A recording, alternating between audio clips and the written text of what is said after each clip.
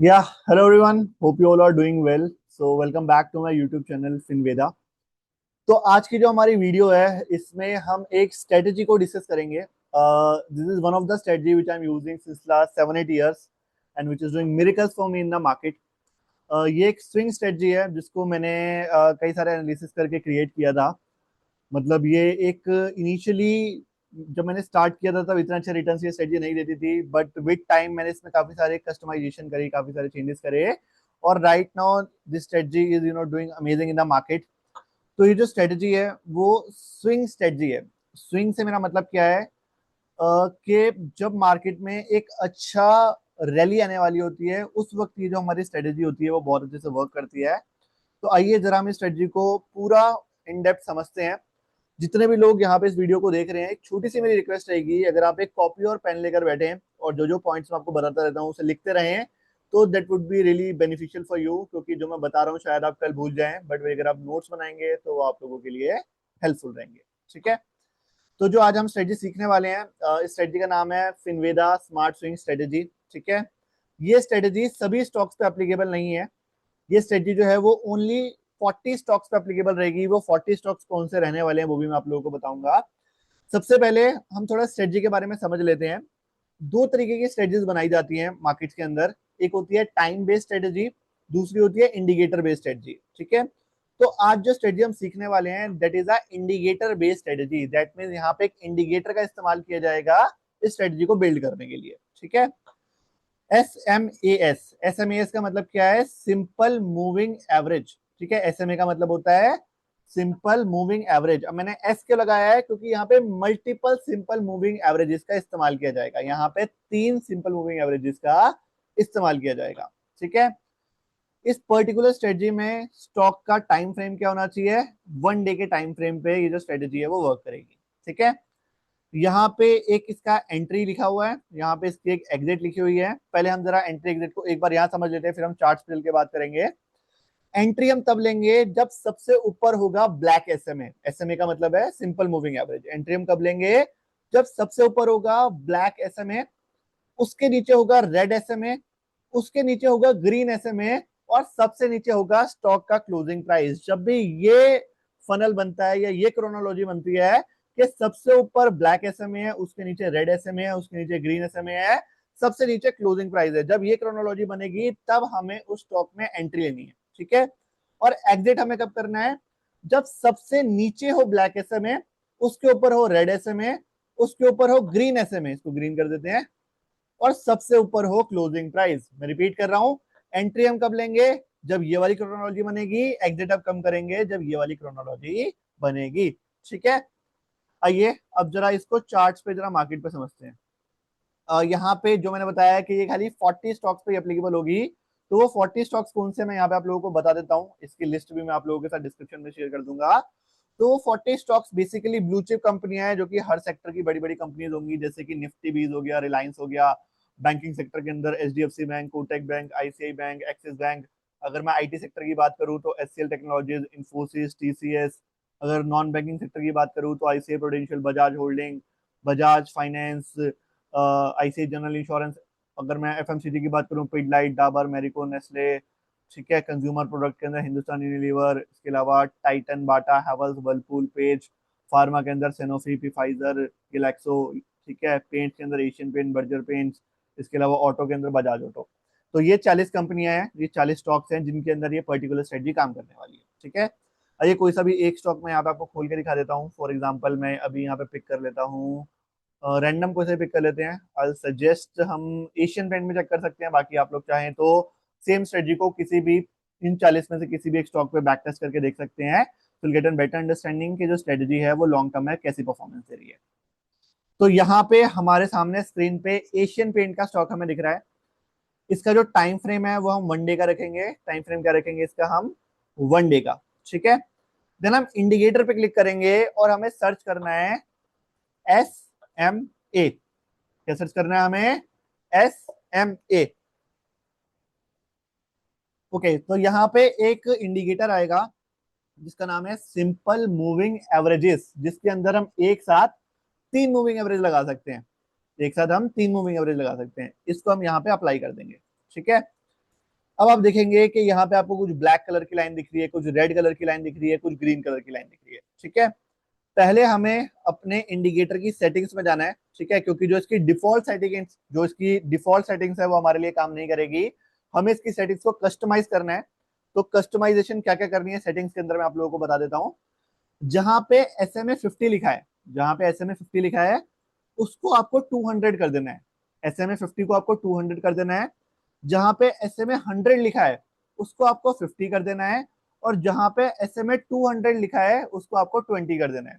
मैं रिपीट कर रहा हूं, जहां पे SMA 50 लिखा है उसको 200 कर देंगे, SMA 100 को 50 कर देंगे, और SMA 200 को 20 कर देंगे। स्टाइल के अंदर जाएंगे, SMA 50 को हमें ब्लैक कलर का कर देना है, SMA 100 को रेड कलर का कर देना है, और SMA 200 को ग्रीन कलर का कर देना है। ठीक है, अगर आप लोगों को सेटिंग समझना है आप बैक करके एक बार दोबारा देखिएगा, you will be able to understand. Okay पे क्लिक करते हैं। ये सेटिंग्स बहुत जरूरी है, अगर आप ये सेटिंग सही से नहीं करेंगे तो ये जो स्ट्रेटजी है वो आपके लिए काम नहीं करेगी। ठीक है, अब मैंने यहाँ पे एंट्री और एग्जिट पॉइंट्स बताए थे। क्या बताए थे मैंने? एंट्री और एग्जिट पॉइंट्स। कि एंट्री हमें कब करनी है? जब सबसे ऊपर ब्लैक SMA हो, उसके नीचे रेड, उसके नीचे ग्रीन, और उसके नीचे क्लोजिंग प्राइस। अगर मैं यहाँ पे एक छोटा सा एग्जांपल दूं, पहले यहाँ पे हम इसको पेस्ट कर देते हैं। हमारी एंट्री कब होगी? जब सबसे ऊपर black SMA, then red, then green, उसके नीचे क्लोजिंग प्राइस। अगर मैं एक छोटा सा एग्जांपल लूं, इस जगह पे आपको दिख रहा है सबसे ऊपर ब्लैक SMA है। ठीक है, मैं यहाँ पे एक लाइन मार्क कर रहा हूँ, आप लोगों को समझने में आसानी रहेगी। जहां पे मैंने ये वर्टिकल लाइन मार्क करी है वहां पे ध्यान से समझिएगा कि एंट्री लेवल, वो एंट्री पॉइंट हमारा कैसे बन रहा है। वो इस जगह पे एग्जैक्टली इस वाली कैंडल पे सबसे ऊपर ब्लैक SMA है, उसके नीचे कौन सा SMA है? Red SMA। ठीक है, उसके नीचे कौन सा SMA है? Green SMA। SMA का मतलब है सिंपल मूविंग एवरेज। सबसे ऊपर है ब्लैक, उसके नीचे है रेड, उसके नीचे ग्रीन, और सबसे नीचे है क्लोजिंग प्राइस। तो ये हमारा बन गया एंट्री पॉइंट। क्या बन गया ये? Entry point. इस जगह पे हम एंट्री लेंगे। अब एंट्री के बाद हम एग्जिट कहां पे लेंगे? जहां पे एग्जिट का भी उठा लेते हैं हम, ये रहा हमारा एग्जिट का कंडीशन, यहाँ पेस्ट कर देते हैं। जब सबसे ऊपर होगा क्लोजिंग प्राइस, उसके नीचे ग्रीन, उसके नीचे रेड, उसके नीचे ब्लैक। तो यहां पे मुझे दिख रहा है सबसे नीचे यहाँ पे ब्लैक है, उसके ऊपर रेड, उसके ऊपर ग्रीन, उसके ऊपर क्लोजिंग प्राइस। यहाँ पे भी मैं एक लाइन मार्क कर देता हूँ। क्या हमारी एंट्री और एग्जिट कंडीशन दोनों यहाँ पे काम कर रही हैं? आइए देखते हैं। सबसे ऊपर ब्लैक, उसके नीचे रेड, उसके नीचे ग्रीन, उसके नीचे closing, that is the exact entry point. ठीक है, यहाँ पे अगर मैं बात करूं, सबसे नीचे ब्लैक, उसके ऊपर रेड, उसके ऊपर ग्रीन, उसके ऊपर closing price, that is the exit point. अब अगर हम इस ट्रेड को एनालाइज करें, तो हमारी एंट्री बनी थी इस ट्रेड में 12 मार्च या 11 मार्च, पता नहीं, मार्च में लगभग लगभग 16-17 तारीख को 2026 में, और एग्जिट बनी जून की 15 तारीख 2026 में। अगर हमने इस पॉइंट पे एंट्री ली होती और इस पॉइंट पे हमने एग्जिट किया होता, तो इस पर्टिकुलर ट्रेड को हम 92 डेज के लिए, मतलब 3 महीने के लिए होल्ड करते हैं। और 3 महीने के ड्यूरेशन में हमने कितने रिटर्न बनाए? 22% के। 3 महीने में 22% के रिटर्न। ठीक है, अब आप लोग कहेंगे कि सर ये तो एक बार ही आपने दिखाया, क्या इससे पहले भी स्ट्रेटजी वर्क कर रही है? गाइज, आप लोग इस स्ट्रेटजी को 1 महीने, 2 महीने, 6 महीने, 1 साल, 2 साल, 5 साल, 10 साल के लिए भी अगर बैक टेस्ट करेंगे, दिस स्ट्रेटजी ऑलवेज वर्क। क्योंकि स्ट्रेटजी को बनाने में मैंने कई साल दिए, and this strategy is doing very much well for me. मैंने अपने पोर्टफोलियो में स्ट्रेटजी से कई सारे ट्रेड्स लिए जिनमें मैंने काफी अच्छे प्रॉफिट्स किए हैं। बट आइए आप लोगों की तसल्ली के लिए जरा इसको और थोड़ा बैक टेस्ट कर लेते हैं।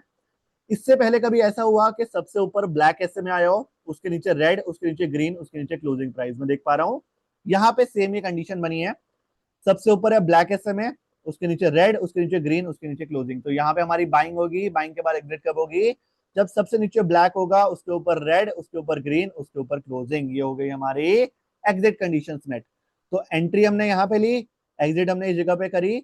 79 डेज मतलब 6-6.5 महीने हमने इस ट्रेड को होल्ड करा, और 6 महीने में, सॉरी, 2-2.5 महीने हमने इस ट्रेड को होल्ड करा, और 2-2.5 महीने की ड्यूरेशन में हमने 14% के रिटर्न बनाए बहुत इजीली। ठीक है, और पीछे चलते हैं। हमें कंडीशन क्या देखनी है? सबसे ऊपर ब्लैक हो, उसके नीचे रेड, उसके नीचे ग्रीन, और उसके नीचे क्लोजिंग। ठीक है, अभी हमने यहाँ पे देख सकते हैं सबसे ऊपर ब्लैक, उसके नीचे रेड, उसके नीचे ग्रीन, उसके नीचे क्लोजिंग। लगभग लगभग यहाँ पे हमारा कहीं पे ट्रेड बन रहा है एंट्री का, ब्लैक, रेड, ग्रीन, क्लोजिंग। ठीक है, उसके बाद एग्जिट कब होगी? Black, red, green, closing. सबसे नीचे ब्लैक, उसके ऊपर रेड, उसके ऊपर ग्रीन, उसके ऊपर क्लोजिंग। तो ये हो गई हमारी एग्जिट कंडीशन। ट्रेड में हमने एंट्री ली होती यहाँ पे कहीं, एग्जिट किया होता यहाँ पे कहीं, 191 डेज 6 महीने के आसपास हमने ट्रेड को होल्ड करा, 6 महीने के अंदर जो हमने रिटर्न्स बनाए वो थे 14% के, 6 महीने के ड्यूरेशन में 14% की रिटर्न। आइए और पीछे चलते हैं। और पीछे अगर हम यहाँ पे चलें, पुरानी जरा मैं ड्राइंग हटा देता हूँ, चलिए कोई नहीं। ये रहा सबसे ऊपर ब्लैक, उसके नीचे ग्रीन, सॉरी सबसे ऊपर ब्लैक, उसके नीचे रेड, उसके नीचे ग्रीन, उसके नीचे क्लोजिंग। तो मतलब जो हमारी एंट्री बनती है वो यहाँ पे कहीं बनती है। एग्जिट कहाँ पे बनेगी? सबसे नीचे ब्लैक, उसके ऊपर रेड, उसके ऊपर ग्रीन, उसके ऊपर क्लोजिंग, यहाँ पे कहीं हमारी एग्जिट बनेगी। तो एंट्री हम यहाँ पे लेंगे, एग्जिट हम यहाँ पे करेंगे। इस ट्रेड को लगभग लगभग हमने 165 डेज के लिए होल्ड करा। 165 डेज मतलब 5 महीने समथिंग के लिए हमने ट्रेड को होल्ड करा। 5 महीने की ड्यूरेशन में 11% के रिटर्न हमने यहाँ पे अचीव करे। ठीक है, और पीछे चलते हैं। सबसे ऊपर ब्लैक, उसके नीचे रेड, उसके नीचे ग्रीन, उसके नीचे क्लोजिंग। तो यहाँ पे कहीं हमारी एंट्री बनती है। एग्जिट कब होगी? सबसे नीचे ब्लैक, उसके ऊपर रेड, उसके ऊपर ग्रीन और उसके ऊपर क्लोजिंग, लगभग लगभग यहाँ पे कहीं हमारी एग्जिट बनती है। तो ये रहा हमारा एंट्री पॉइंट, ये रहा हमारा एग्जिट पॉइंट। इस ट्रेड को हमने 94 डेज 3 महीने के लिए होल्ड करा। 3 महीने के ड्यूरेशन में हमने 21% के रिटर्न बनाए। ठीक है, और पीछे चलना है, चलिए और पीछे चल लेते हैं। इससे पहले कोई ट्रेड बनाए, सबसे ऊपर ब्लैक होना चाहिए तभी हमारी पहली कंडीशन मेट होती है। तो यहाँ पे मैं देख रहा हूँ सबसे ऊपर ब्लैक, उसके नीचे रेड, उसके नीचे ग्रीन, उसके नीचे क्लोजिंग, ये हमारा एंट्री पॉइंट है। सबसे नीचे ब्लैक, उसके ऊपर रेड, उसके ऊपर ग्रीन, उसके ऊपर क्लोजिंग, ये हमारा एग्जिट पॉइंट है। तो इस जगह पे हमें कहीं पे एंट्री लेनी है और यहाँ पे कहीं हमें एग्जिट करना है। 70 डेज के लिए हमने ट्रेड को होल्ड करा, 24% के रिटर्न। आइए और पीछे चलते हैं। यहाँ पे भी अगर हम देखें, सबसे ऊपर ब्लैक, उसके नीचे रेड, उसके नीचे ग्रीन, उसके नीचे क्लोजिंग, तो ये हमारा एक एंट्री पॉइंट बन गया। इसके बाद एग्जिट पॉइंट स्टिल यहाँ पे सेम है। तो इस ट्रेड में भी जो हमने रिटर्न बनाए होंगे in the duration of 99 days, हमने 32% के रिटर्न बनाए। ठीक है, और पीछे चलते हैं। हाँ जी, यहाँ पे मुझे एक एंट्री पॉइंट दिख रहा है। सबसे ऊपर ब्लैक एसएम है, उसके नीचे रेड, उसके नीचे ग्रीन, उसके नीचे क्लोजिंग प्राइस। तो यहाँ पे कहीं हमारी एंट्री होगी। उसके बाद एग्जिट कब होगी? जब सबसे नीचे ब्लैक होगा, उसके ऊपर रेड, उसके ऊपर ग्रीन, उसके ऊपर क्लोजिंग प्राइस। तो यहाँ पे कहीं हमारी एग्जिट होगी। तो इस ट्रेड को भी अगर हम देखें तो in the duration of around 90 days, 3 महीने की ड्यूरेशन में यहाँ पे 15% की रिटर्न हमने अचीव करे। राइट, तो अभी हमने कितने ट्रेड्स देखे यहाँ पे? 1, 2, 3, 4, 5, 6, 7, 8। हमने 8 ट्रेड देखे 2018 से लेकर आज तक। 2018 से लेकर आज तक हमने 8 ट्रेड देखे। मतलब हर साल सेम स्ट्रेटजी में हमें इस पर्टिकुलर स्टॉक में 1 से 2 ट्रेड देखने को इजीली मिल जा रहे हैं। और जो एवरेज हमारा होल्डिंग टाइम है वो है 3 महीने, 6 महीने, मैक्सिमम अगर कभी जा रहा है तो वो 8-10 महीने तक जा रहा है। जो रिटर्न हम बना पा रहे हैं, किसी में 14%, किसी में 20%, किसी में 25%, किसी में 30% तक भी गए थे। राइट, तो अब यहाँ पे समझने की क्या जरूरत है, जो मैं बहुत बार अपनी वीडियोस में बता चुका हूं और आज मैं आप सभी लोगों को दोबारा समझाना चाहूंगा, that the uncertainty in the market is not about losing money, it's about having patience and the uncertainty is about time.